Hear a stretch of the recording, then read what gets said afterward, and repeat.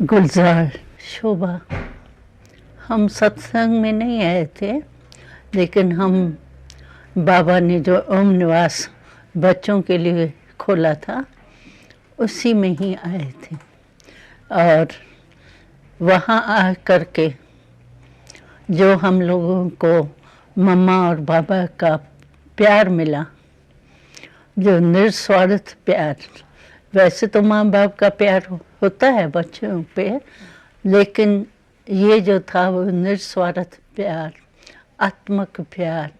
और बाबा की हम बच्चों के प्रति जो भावना रहती थी वो सदा ही रहती थी कि ये मेरे ठाकुर हैं, डीटीज़ हैं, रवाजी कुमारियाँ नहीं है लेकिन शक्तियाँ हैं।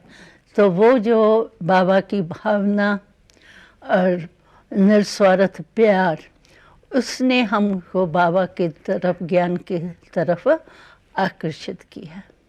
उम्र 9 साल की, यही बाबा का जो मिलना था, दृष्टि देना था, या हमारे में जो बाबा का लक्ष्य था, छोटे छोटे बच्चे तैयार हो जावे विश्व को परिवर्तन करने का, वो ऊंची भावना देख करके और ऊंचा प्राप्ति देख करके, क्योंकि बाबा से हमको प्यार भी मिला, ज्ञान भी मिला, और साथ साथ जो है बाबा की पालना जो थी वो बिल्कुल ही ऐसी थी जो राजकुमारियों की भी नहीं हो।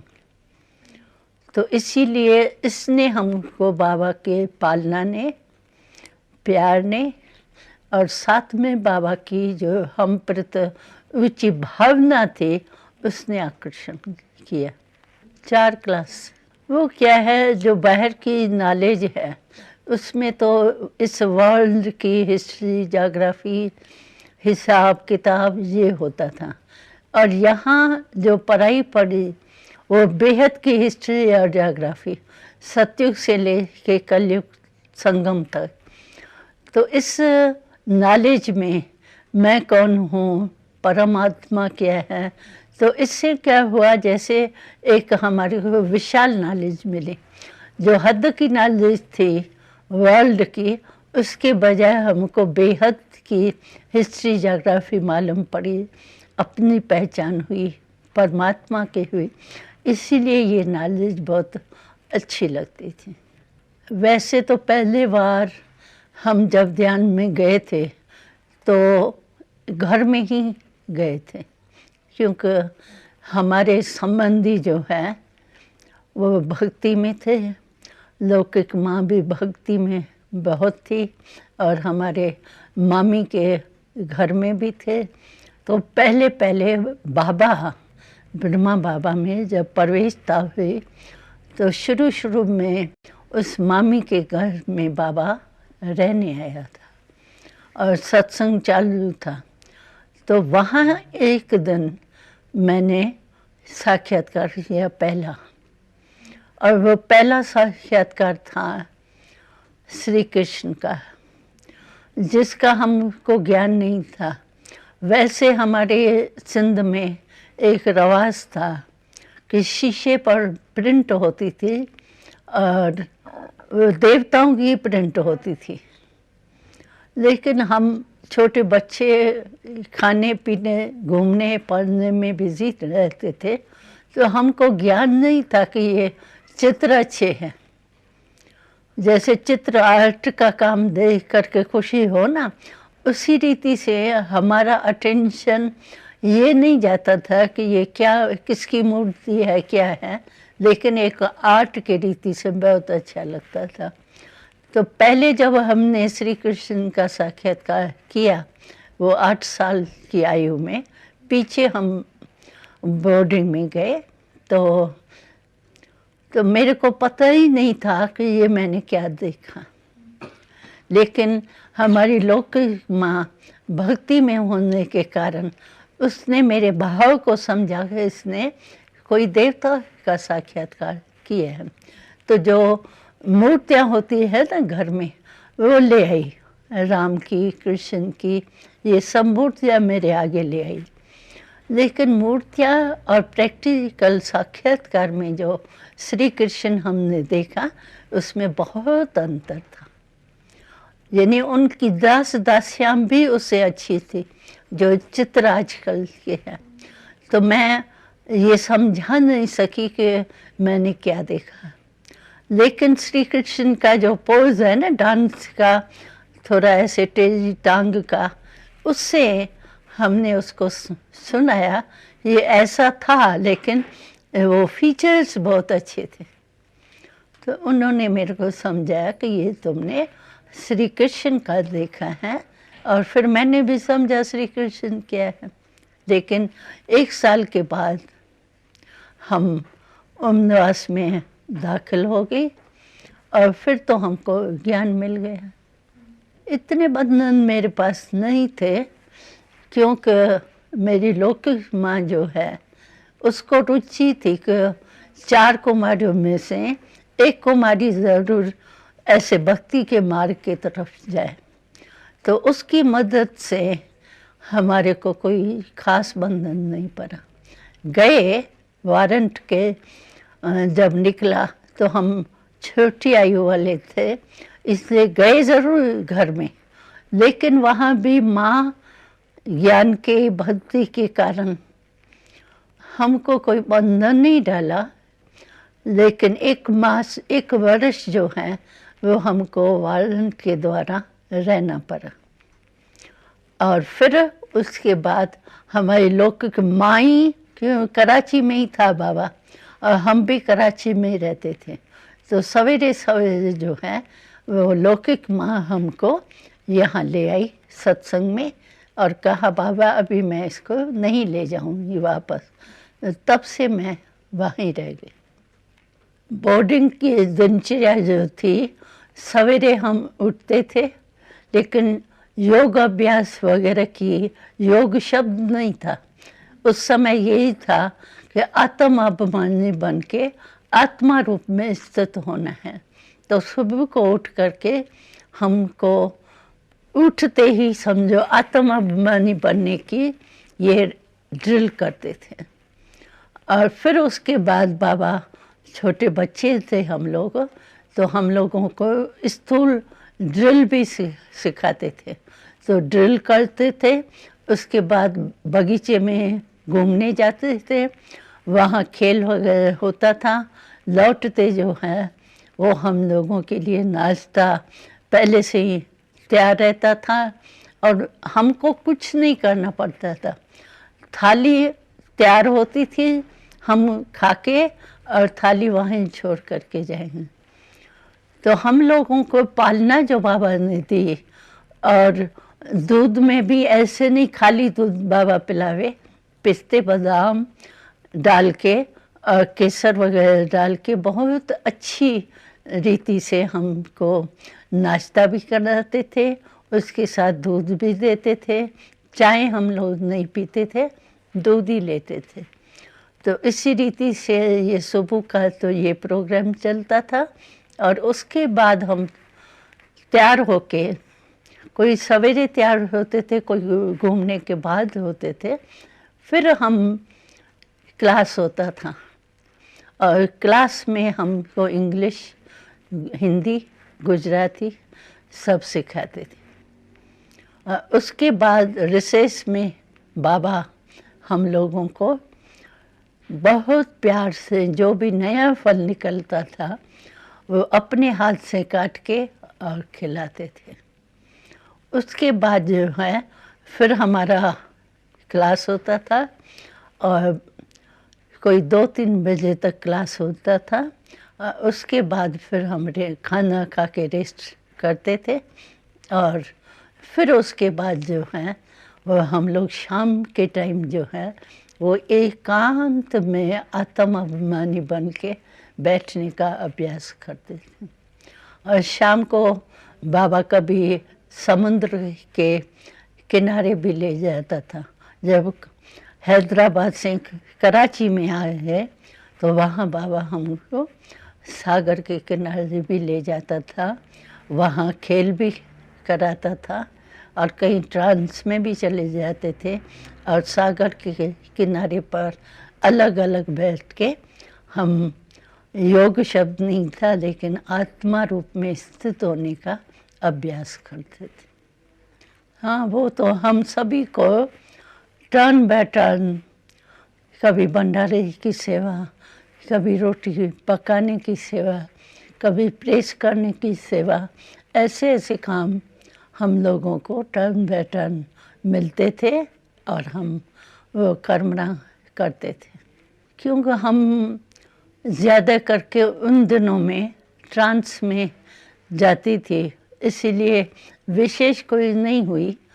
क्योंकि ट्रांस में जाने के कारण हम बाबा के पास ज़्यादा रहती थी। वो क्या है कि पहले हमारा साक्षात्कार जो होता था वो सिर्फ वैकुंठ का, सत्युग का होता था। श्री कृष्ण के साथ रास करना, श्री कृष्ण के साथ खेलना, सिर्फ सत्युग का ही होता था। लेकिन अचानक ही एक दिन बाबा ने मौन रखाया था 8 दिन का, और कोई को कुछ नहीं बोलना था, कारोबार सारी चलनी थी, लेकिन मौन था, स्ट्रिक्ट मौन था। तो टाइम बच गया। वैसे यहाँ वहाँ बात करने में भी तो टाइम चला जाता है, तो मौन होने के कारण हमारा टाइम बढ़ गया, खाली मतलब होते थे। तो शाम के टाइम हम ऐसे ही योग समझो या एकांत में, जैसे 2 बहनें ऐसे एक दो को दृष्टि दे के बैठी थी। तो हमारी ट्रांस का पाठ तो पहले 8 वर्ष की जब थी हम तभी था, उसके बाद तो मैं ट्रांस में नहीं गई। लेकिन जब हम मौन के दिनों में बैठे एक दो को दृष्टि दे के, तो मैं बहुत समय के बाद जैसे गुम हो गई, और मुझे पता नहीं जहाँ हम बैठे थे कहाँ बैठे हैं, और बैठे भी ऐसे स्थान पर थे जो गिर भी सकते थे, पहली मंजिल पर बैठे थे, लेकिन मुझे पता नहीं था। और ट्रांस में मैं चली गई और वहाँ मैंने सूक्ष्म वतन का ब्रह्मा बाबा, अव्यक्त बाबा जो है वो देखा। तो पहले वाली सूक्ष्म वतन का राज जो है वो खुला। तो बाबा को हमने सुनाया और धीरे धीरे वो सूक्ष्म वतन का पाठ जो है या नॉलेज जो है वो स्पष्ट होती गई। तो पहला साक्षात्कार तो कृष्ण का हुआ, लेकिन दूसरा साक्षात्कार हमको संपूर्ण ब्रह्मा का हुआ। और उसके बाद जैसे सूक्ष्म वतन में आना जाना, देखना और मैसेज लाना, वो सब चालू हो गया। मेरे साथ और भी संदेशी बहनें तैयार हुई, उन्हों को भी साक्षात्कार हुआ, लेकिन सूक्ष्म वतन के ब्रह्मा बाबा को पहले हमने देखा। उससे स्पष्ट कराने में टाइम तो लगा, समझ में नहीं आता था ना, ब्रह्मा बाबा तो साकार में था, ये फिर क्या है। तो धीरे धीरे बाबा ने, यानी संपूर्ण ब्रह्मा ने स्पष्ट किया। फीचर्स वही ब्रह्मा बाबा के साकार जैसे थे, लेकिन वो ट्रांसपेरेंट और लाइट का, जो उनकी समझो ब्रह्मा बाबा संपूर्ण ब्रह्मा को हम स्पर्श करें तो हमको हड्डी मांस नहीं दिखाई देता ना, लेकिन लाइट की बॉडी पूरी फीचर्स पूरा दिखाई देता था। और हम भी जब सूक्ष्मतन में गए तो मैं भी अपने को वही ट्रांसपेरेंट रूप में ही देखती थी। तो ट्रांसपेरेंट रूप होने के कारण वहाँ की जो भाषा थी इशारों में, अब मूवी थी, लेकिन मैं भी ट्रांसपेरेंट आकारी रूप में थी, इसीलिए हमको संपूर्ण ब्रह्मा की भाषा बहुत सहज समझ में। ब्रह्मा बाबा को पहले तो थोड़ा आश्चर्य लगा, लेकिन बाबा ने कहा कि आप स्पष्ट पूछो और फिर बाबा मेरे में प्रवेश होकर स्पष्ट करें। तो पहले तो किसी को समझ में नहीं आया कि ये क्या, बाबा ब्रह्मा बैठा है साकार में और फिर ये ब्रह्मा बाबा क्यों देखती है। लेकिन वर्णन होता गया और स्पष्ट होता। तब हम दिल्ली में थे, लेकिन फ़ोन आने के बाद हम यहाँ दूसरे दिन ही पहुँच गए थे। और जो भी बाबा के बॉडी रखने का या जो भी प्रोग्राम था, वो दादी ने हमको निमित्त बनाया था। और वो प्रोग्राम हम मैसेज बाबा का लिख के दादी को सुनाते थे। और बॉडी रखना है, कैसे रखना है, कितना समय रखना है, क्योंकि सभी दूर दूर से आने थे। तो वो प्रोग्राम जो है वो उसके निमित्त हमको दादी ने रखा। और फिर मैं यहीं थी। जब बाबा का संस्कार किया उसके बाद हम भोग लगाते हैं, हमेशा नियम है ब्राह्मणों का। तो ये संस्कार के बाद हम भोग में बैठी। और भोग में जब बैठी तो हम तो इसी रीति से गई, तो जैसे सभी का भोग लगता है, संदेश आता है, उसी रीति से मैं भी बैठी थी। लेकिन उसी दिन संपूर्ण ब्रह्मा शिव बाबा प्रवेश हुआ अचानक। हमको पता नहीं था कि अव्यक्त पाठ चलना है या क्या है, लेकिन अचानक ही अव्यक्त और ब्रह्मा और शिव बाबा बाप दादा की प्रवेशता हुई। और जो भी सभी के क्वेश्चंस थे, क्या होगा भविष्य में, कैसे चलेगा, वो उसी दिन बाबा ने प्रवेश होकर सारा स्पष्ट किया। तो मुझे पता नहीं था, लेकिन अचानक ही ये प्रवेशता हुई और बाबा ने कहा कि इसको संदेशी का पाठ जो है वो इसको ही बजाना है, निमित्त है। उसके बाद हमारा ये अव्यक्त का पाठ जो है प्रवेशता का वो चलता था। नहीं, पहले तो हमको अलग दिखाई देता था ना। ब्रह्मा बाबा जब संपूर्ण हो गए तो फिर बाबा ब्रह्मा अव्यक्त ब्रह्मा जो है वो एक हो गए। पहले अलग दिखाई देते थे, फिर एक हो गए।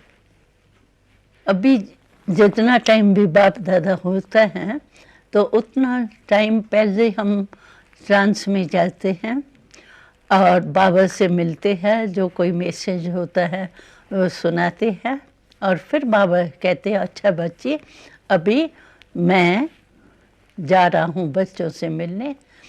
उसके बाद हमको अपनी कॉन्शियस नहीं रहती होती। आत्मा मेरी इस शरीर में है, लेकिन कॉन्शियसनेस नहीं होती कि मैं गुलजार हूँ, मेरे में बाबा प्रवेश हुआ है, प्रवेश होके मिल रहा है या वाणी चला रहा है, वो कॉन्शियस हमको नहीं रहती। जब तक बाबा यहाँ प्रवेश होता है तब तक हमारी कॉन्शियसनेस जो है वो मर्ज होती है। उसके बाद जब बाबा वतन में आते हैं तो फिर मैं कॉन्शियसनेस में आती हूँ और बाबा हमको छुट्टी देता है और कोई मैसेज होता है तो वो सुनाता है और फिर मैं नीचे ट्रांस से आ जाती हूँ।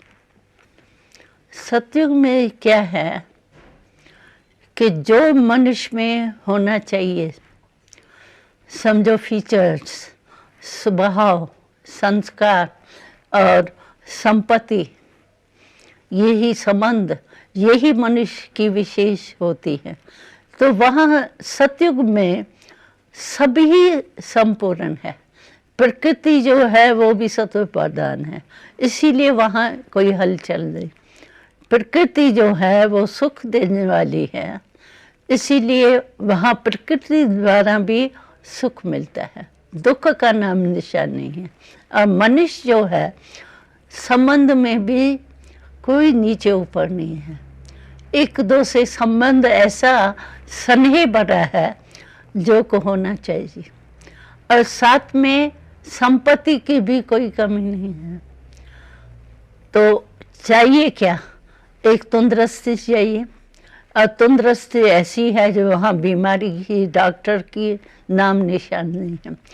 तो जो देवताई जीवन है उसमें सर्व प्राप्ति है, तन की भी, मन की भी, धन की भी, संबंध की भी और प्रकृति की भी प्राप्ति।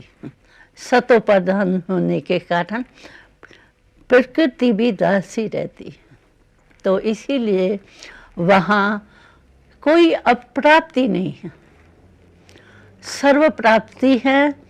और सुख और शांति तो एक जैसे जन्म सिद्ध अधिकार है। यहाँ सुख लेने के लिए कोशिश करनी पड़ती है, वह नेचुरल लाइफ ही सुख और शांति की है। इसीलिए वो देवताएं जो हैं वो आकर्षण करते हैं, क्योंकि यहाँ की पवित्रता वहाँ की प्राप्ति है। तो पवित्रता की प्राप्ति जो है वो सुख शांति है। इसीलिए पवित्रता का यहाँ जो पाठ पढ़ते हैं समय पर, तो वहाँ देवताई जीवन में हमको सुख शांति एक जीवन का नेचुरल रूप है। यहाँ तो कोशिश करते हैं ना सुख पाने की, वहाँ एक नेचुरल, इतनी मशीनरी वहाँ नहीं है। सोलर सिस्टम ज़्यादा है, प्रकृति द्वारा ही समझो वायु है, तो वायु भी कहीं काम में आती है, जैसे फैक्ट्री है या कुछ भी है, तो वायु भी मदद करती है। काम करना पड़ेगा, लेकिन क्या है कि यहाँ मेहनत करनी पड़ती है। समझो फल डाला आपने और अचानक ही कुछ बारिश आ गई, अचानक ही प्रकृति की हलचल हो गई, तो मेहनत करते बीज अच्छा होते हुए भी फल अच्छा नहीं निकलता। और वहाँ बीज आप डालो और फल बहुत ज़्यादा है और अच्छे में अच्छा सहज ही होता है, तो वहाँ फल की भी प्राप्ति जैसे सहज होता है। यही था कि हमको विश्व परिवर्तन करना है, और उसमें आप बच्चे जो हैं वो मेरे सहयोगी आत्माएं हैं। उसी लक्ष्य से हम लोगों को बाबा देखते थे, विश्व परिवर्तक है, डीटीज है, यही जाके देवता बनने हैं, उसी वियन से बाबा देखते थे और हम लोगों को पालना देते थे। नहीं, हमको इस जन्म में जो अति सुख की बाबा के पालना की अनुभूति होती थी, तो हम सत्य को सेकंड नंबर समझते थे, और पहला जो प्राप्ति का समय वो इस जन्म को समझते, संगम को। इसलिए बाबा कुछ भी कहता था, 2 साल है या 1 साल है, और नहीं भी हो तो हमको तो अच्छा लगता था संगम, और अभी हीरे तुल्य है, वहाँ सोने जैसे हो जाएंगे। अभी जो प्राप्ति है, नॉलेज है, वो तो वहाँ मर्ज हो जाएंगी। इसीलिए हम लोगों को शुरू से ही ब्रह्मा बाबा की पालना, ज्ञान और समय का महत्व था। इसीलिए हमको कभी ये संशय नहीं उठा तो इतना समय क्यों हुआ है। अभी तक भी हम समझते हैं संगम जितना बड़े उतना अच्छा। नहीं बाबा, हम लोगों को ये संकल्प ही नहीं था तो हमको कोई बाहर जाना है। अब बाबा से, मम्मा से इतना जिगरी प्यार था, जो उससे अलग होना हमारे लिए समझो एक बहुत बड़ी बात थी। और माँ बाप को छोड़ के आए, उसकी फीलिंग नहीं थी इतनी उस समय, लेकिन मम्मा पापा को छोड़ के हम बाहर जाएंगे, कहाँ जाएंगे, कैसे जाएंगे, उस समय थोड़ा मम्मा बाबा को छोड़ना हमारे लिए मुश्किल था। हम बाबा को यही कहते थे कि बाबा आप अगर हमको कहो कि सिर तली पर रख दो, उसके लिए हम तैयार हैं, लेकिन बाबा मम्मा को छोड़ के दूर जाए ये हमारे लिए बहुत मुश्किल है। लेकिन बाबा हम लोगों को बाण भरते थे, यानी शक्ति भरते थे कि तुम नदी हो, नदी का काम क्या होता है, बहना। अगर तुम नहीं जाएंगी बाहर तो तुम नदी नहीं कही जाएंगी, तालाब कहा जाएगा, और तालाब में तो मच्छर होते हैं, ठहरा हुआ पानी होता है, तो तुम तालाब बनने चाहती हो या नदी? तो कौन कहेगा हम तालाब? हम समझते थे हम नदी है। नदी होने के कारण हम लोग आखिर बाबा मम्मा को छोड़ के, प्यार तो था ना बाबा से, तो बाबा की आज्ञा को नहीं मानना ये भी नहीं सहन होता था, इसीलिए बाबा की आज्ञा मान करके हम निकले। एक तो क्या था, प्यार था, और दूसरा निश्चय था। बाबा ने कहा माना, हमको करना ही है, कुछ भी हो जाए, उसमें सहन भी करना पड़े, तो बाबा के प्यार के आगे वो सहन करना कोई बड़ी बात नहीं लगती थी। तो हम लोगों को पता ही नहीं था कि लखनऊ तो जाना है, लेकिन हमको ट्रेन का भी ज्ञान नहीं था। लेकिन बाबा ने कहा, अंधों ने मुल्तान ढूंढा और तुम त्रिनेत्री बच्चे क्या लखनऊ नहीं ढूंढ सकते? तो हम उसी उमंग उत्साह से गए। बाबा ने कहा है और निश्चय है, प्यार है, होना ही है। तो हम गए और पहले तो धर्मशाला वगैरह में जा के रहे, क्यों हमको निमंत्रण तो था ही नहीं। तो स्टेशन से उतरे, कहाँ जाए ये भी पता नहीं था, लेकिन पूछ के पहले धर्मशाला में रहे, फिर थोड़ा माता एक भाइयों का कनेक्शन हुआ। उसके बाद फिर हमको कहा गया कि आप चीफ मिनिस्टर से एमएलए क्वार्टर जो है उसका पुरुषार्थ करो, लेकिन है असंभव। तो हमने सोचा कि भगवान ने हमको भेजा है, तो असंभव चीज़ तो होती नहीं। और कहने वाले जो थे, हमको राय देने वाले, वो समझते थे ये कुमारियाँ क्या कर सकती हैं, और मजाक करते थे हमारे ऊपर। लेकिन हमको निश्चय था कि बाबा हमारे साथ है, ये चीफ मिनिस्टर है, उसके भगवान के आगे क्या बड़ी बात है। तो हम उसी निश्चय से गए भी और चीफ मिनिस्टर से मिले, और उसी समय सेक्रेटरी को कागज़ न दे करके वहाँ ही उस चीफ मिनिस्टर से लिखाया कि 3 मास के लिए इनको एमएलए क्वार्टर में छुट्टी दीजिए। तो हमने देखा कि निश्चय और प्यार सहयोग देता है, और चीफ मिनिस्टर भी जैसे भगवान की प्रेरणा के पीछे जैसे परवश था, आगे बढ़ने चाहता था लेकिन बढ़ नहीं सकता था। हम बाबूजी बाबूजी कहते थे, वो बच्चियाँ बच्चियाँ कहते थे, लेकिन सभी देख रहे थे तो ये कौन सी छोटी कुमारियाँ हैं।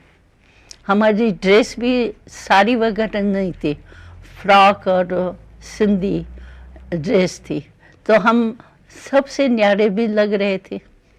लेकिन हमारे में योग की शक्ति, निश्चय का वो बल था, इसीलिए वो प्राइम मिनिस्टर जो है वो खुद ही कहता था तो ये असंभव बात संभव कैसे होगी, लेकिन बाबा ने असंभव से संभव करा देखा।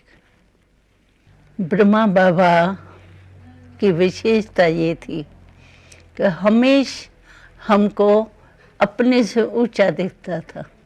हम थे छोटे बच्चे, लेकिन बाबा हमको कहता था कि तुम एक एक बच्चा मेरा जो है वो विश्व कल्याणकारी।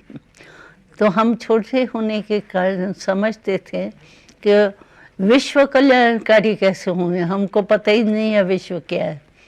लेकिन बाबा शुरू से हम बच्चों में वो एक बहुत बड़ी जैसे उम्मीदें रखता था, और वो जो बाबा का संकल्प था, उस संकल्प ने हमको भी शक्ति रूप बनाया।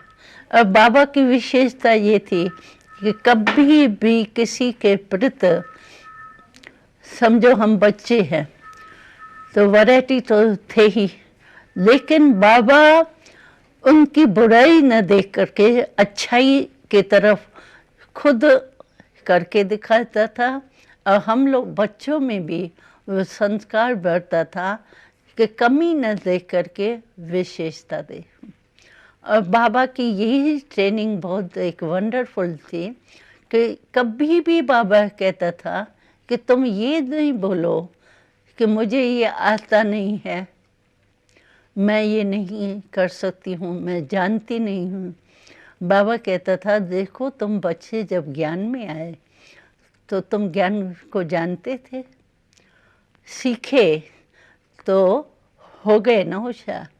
इसी रीति से कोई भी काम हो, चाहे स्थूल हो चाहे सूक्ष्म हो, लेकिन मेरे को नहीं आता है या नहीं शब्द जो है मैं नहीं कर सकती हूँ, मैं जानती नहीं हूँ, ये कमज़ोरी के शब्द जो है वो बाबा को बिल्कुल ही खराब लगता था। तो ना शब्द हमारे जीवन में होना नहीं चाहिए, ये बाबा ने हमको बहुत विशेषता सिखाई। उसी विशेषता के आधार पर हम कहाँ भी कोई भी काम करते थे तो हमको ना नहीं करना है, लेकिन सीखना है और सीख करके करना है। तो इसीलिए कोई भी बात यज्ञ में आई, लेकिन हमको शक्ति जो बाबा ने दी, हाँ मैं कर सकती हूँ, मैं शक्ति हूँ, उससे क्या हुआ, जो कोई भी परिस्थिति हमको बड़ी नहीं लगती थी और सहज लगती थी, खेल लगता था। और बाबा की विशेषता ये थी कि सबके प्रति जो हैं वो रहम दिल। चाहे बाबा ने कभी अपने पास्ट जीवन में कभी किसी गाली नहीं खाई, इंसल्ट नहीं देखी, लेकिन सभी बाबा यानी ब्रह्मा बाबा की पहली लाइफ जो थी, सभी बाबा से राय लेने के लिए बड़ा बुद्धिवान समझ करके रिगार्ड देते थे। लेकिन ज्ञान में परमात्मा की प्रवेशता के बाद बाबा के ही संबंधी बाबा की इंसल्ट करते थे, गाली देते थे। लेकिन हमने देखा कि बाबा को कभी भी गाली नहीं लगती थी। बाबा कहता था बच्ची ये अज्ञानी है ना, तो अज्ञानी के ऊपर वैसा है, इसीलिए उनके ऊपर रहम करो, ईर्ष्या नहीं करो, घृणा नहीं करो। ज्ञान में घृणा शब्द होता नहीं है। तो हमने देखा बाबा ने गालियाँ भी ऐसे सहन किए, ऐसे सुनी जैसे कि महिमा सुने। एक रस स्थिति जो है निंदा स्थिति में समान, वो हमने देखा। मम्मा जो थी वो विशेषता मम्मा की ये थी कि सभी बच्चों की पालना जो की वो गंभीरता और प्यार, और एक एक बच्चे के लिए मम्मा टाइम दे करके और उसकी जीवन को श्रेष्ठ बनाने का लक्ष्य रखती थी। और माँ का प्यार जो होता है निस्वार्थ प्यार, वो मम्मा का प्यार जो है देखना, चलना, बोलना, तो एक एक बोल में मामा की एक एक सेकंड की दृष्टि जो थी वो हम बच्चों के प्रति ऐसी श्रेष्ठ रहती थी, प्यार की रहती थी, जो हम लोग मम्मा को छोड़ने नहीं चाहते थे। और मम्मा के जैसे दिल में मम्मा की शुक्रिया के गीत बजते रहते थे। बाबा हमको ऑल राउंड बनाने चाहते थे, इसीलिए बाबा ने हम लोगों को शुरू से सब काम सिखाया। यानी बगीचे में काम करना वो भी सिखाया, और नौकर सब कुछ करे, हम शहजादियों माफिक चले, वो भी अनुभव कराया। लेकिन बाबा सब कुछ सिखाने के बाद भी ऐसे लगता था जैसे एकदम न्यारा और प्यारा। तो हम घूमने भी जाते थे तो बाबा हम लोगों को पक्का कराने के लिए, समझो हम चल रहे हैं आगे और बाबा पीछे चल रहा है, तो बाबा बीच बीच में क्या करता था कि खुद जल्दी चल करके आगे हो जाता था। आगे जाके ठहर जाता था, तो हम सब पीछे हो जाते थे, और बाबा खड़ा खड़ा हो गया तो हम लोग भी खड़े हो जाएंगे। और बाबा फिर दृष्टि देख करके और पूछते थे, बच्ची अभी जो आप सैर कर रही हो तो अपनी बातों में थे या आत्म अभिमानी होकर के चल रहे थे? तो समझो हम बॉडी कॉन्शियस में आ गए, बातों में आ गए, तो बातों में नहीं आते थे, अटेंशन खींचते थे कि बाबा ने पूछा है, तो फिर जैसे रिफ्रेश हो जाते थे।